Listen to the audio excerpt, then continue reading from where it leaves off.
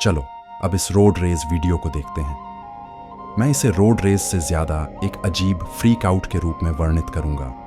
Dash cam car में बैठे driver की प्रतिक्रिया बिल्कुल वैसी ही थी जैसे मेरी थी जब मैंने यह वीडियो देखा।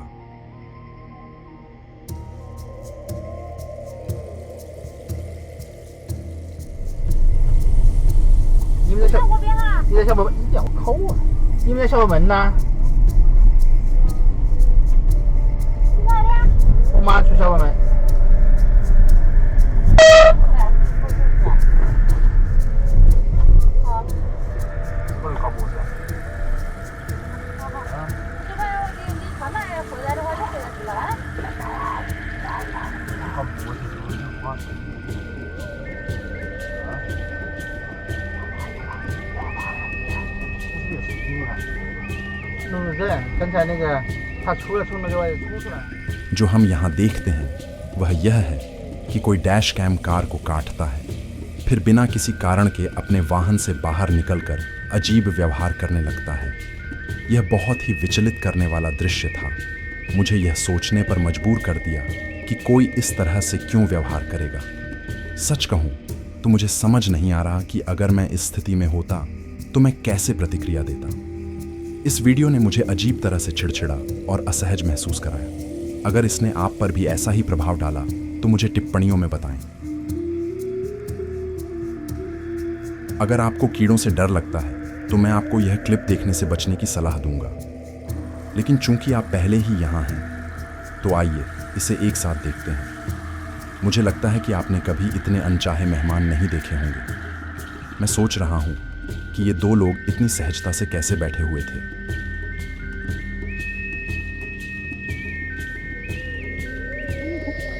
ขอแสดงความรู้สึกตอนนี้เนาะ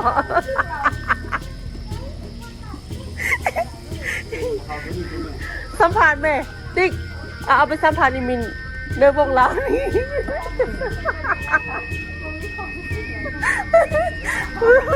โอ้ตายแต่เอาประสานวงเราเนาะที่เราแกเมาตายโทษमैंने इस क्लिप के पीछे की जानकारी खोजने की बहुत कोशिश की, लेकिन मुझे ज़्यादा सफलता नहीं मिली। यह कई फिलिपीनी ब्लॉग्स पर पोस्ट किया गया था, लेकिन मैं पुष्टि नहीं कर सकता कि यह वास्तव में फिलीपींस से है या नहीं। अगर आप इस स्थान को पहचानते हैं तो मुझे बताएं। इस वीडियो में एक समूह बस अपना खाना खाने की कोशिश कर रहा था जब अचानक हजारों उड़ते हुए दीमकों ने उन्हें घेर लिया।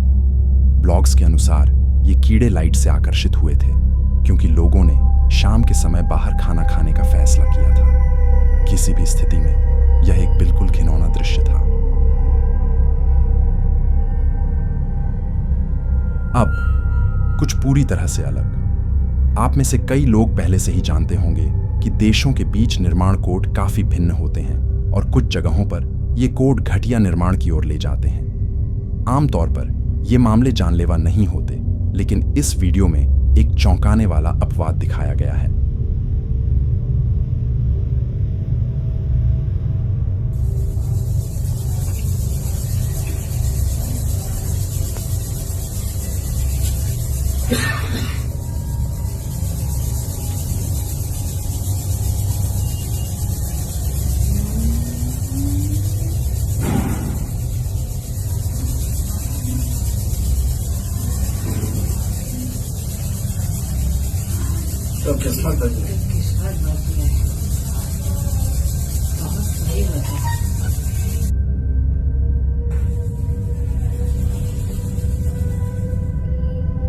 अचानक दीवार गिर जाती है। यह फुटेज भारत में जुलाई 2024 के अंत में कैद किया गया था, जिसमें एक पुरानी रेलवे की सीमा की दीवार को दिखाया गया है।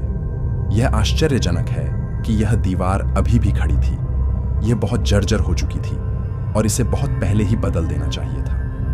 यह तथ्य कि यह लगभग एक निर्दोष व्यक्ति की जान ले ली जो केवल वहां से गुजर रहा था, बहुत ही चिंताजनक है। अधिकारियों ने भारी बारिश को इस ढहाने के लिए दोषी ठहराया है, जो समझ में आता है, लेकिन इसका यह मतलब नहीं है कि इस तरह की कमजोर संरचना को खड़ा रहने दिया जाना चाहिए। सौभाग्य से व्यक्ति बच गया और केवल संपत्ति की क्षति हुई। मैं इस पहले वीडियो से पूरी तरह से चकित रह गया। इसने मुझे पूरी तरह से अवाक कर दिया। यह वीडियो वियतनामी भाषा में है, लेकिन मैंने कहानी को समझने के लिए उपशीर्षक जोड़ दिए हैं। खुद को किसी अकल्पनीय चीज के लिए तैयार करें।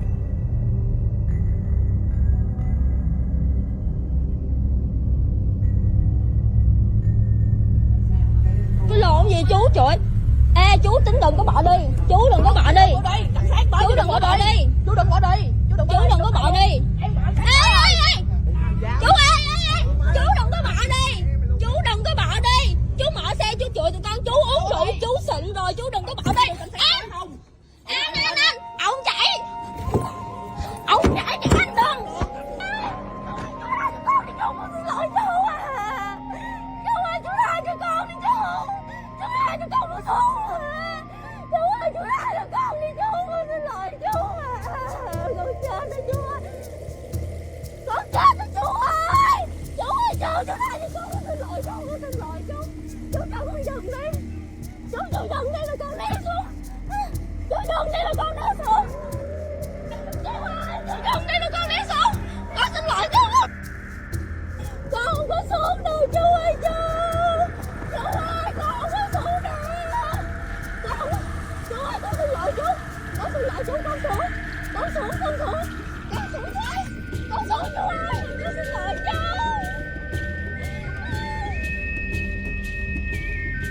इस अजीब वीडियो को निश्चित रूप से स्पष्टीकरण की आवश्यकता थी और सौभाग्य से वियतनामी समाचार एजेंसियों ने इसके बारे में विस्तार से कवर किया है। मिस फैम और उनकी दोस्त ने ब्रेड खरीदने के लिए अपनी कार पार्क की थी। तभी हालात ने एक अजीब मोड़ ले लिया। एक बूढ़े व्यक्ति, जिसे इस कहानी में अंकल कहा गया है, की एक बाइक से टक्कर हो गई। मिस फैम ने हस्तक्षेप किया, ड्राइवर पर चिल्लाई और तुरंत देखा कि वह नशे में था। फिर जो हुआ वह अविश्वसनीय था। वह आदमी तेजी से चला गया और मिस फैम उसकी कार के बोनट से चिपकी रही। अविश्वसनीय रूप से उन्हें कोई चोट नहीं आई और बाद में उन्होंने बताया कि उन्होंने विंडशील्ड वाइपर को पकड़कर खुद को बचाया। ड्राइवर, जो 46 साल का था, को अब सार्वजनिक व्यवस्था को बाधित करने के आरोप में गिरफ्तार कर लिया गया है।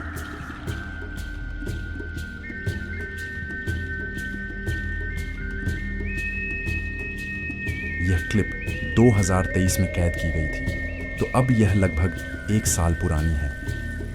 मुझे यह पूरी तरह से पता नहीं है कि यह कहाँ फिल्माया गया था, लेकिन यह स्पष्ट है कि इसमें एक सुपर एटीवी वाहन है। वे ऑफ रोडिंग कर रहे थे, शायद किसी कीचड़ वाले ट्रेल पर, जब कुछ चौंकाने वाला हुआ, जो कि एक साधारण पेड़ की शाखा की वजह से था।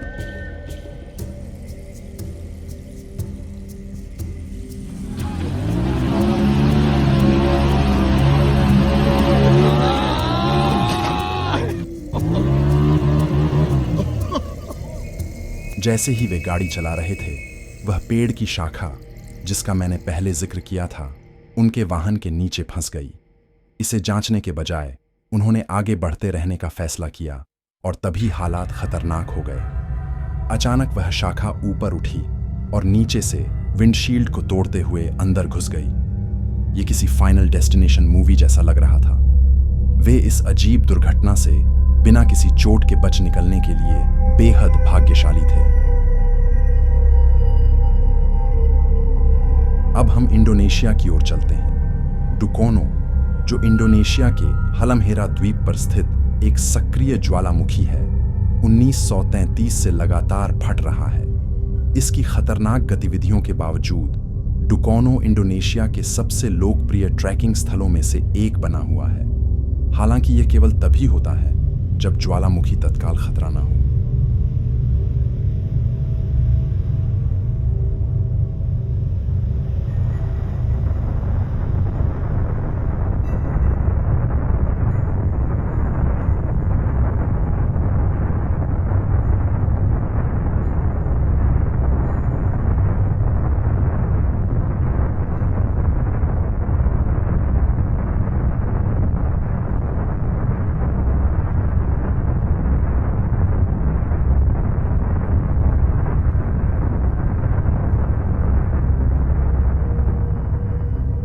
कुछ इंडोनेशियाई समाचार स्रोतों के अनुसार ऐसा लगता है कि हाइकर्स सुरक्षित बच निकले। हालांकि मैं 100% निश्चित नहीं हूं, फिर भी यह सबसे लापरवाह फैसलों में से एक था जिसे मैंने कभी देखा है। उन्हें गिरते हुए राख से बचने के लिए संघर्ष करते देखना बहुत डरावना था। यह किसी आपदा फिल्म की तरह लग रहा था, और स्थिति को और खराब करने वाली बात यह थी कि वहां सिर्फ कुछ ही लोग नहीं थे। कई समूह ट्रैकिंग कर रहे थे, जो आसानी से एक बड़ी आपदा में बदल सकता था।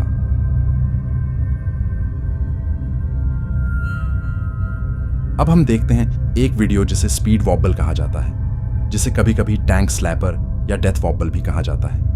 यह अब तक का सबसे बुरा वॉबल है जो मैंने कभी देखा है।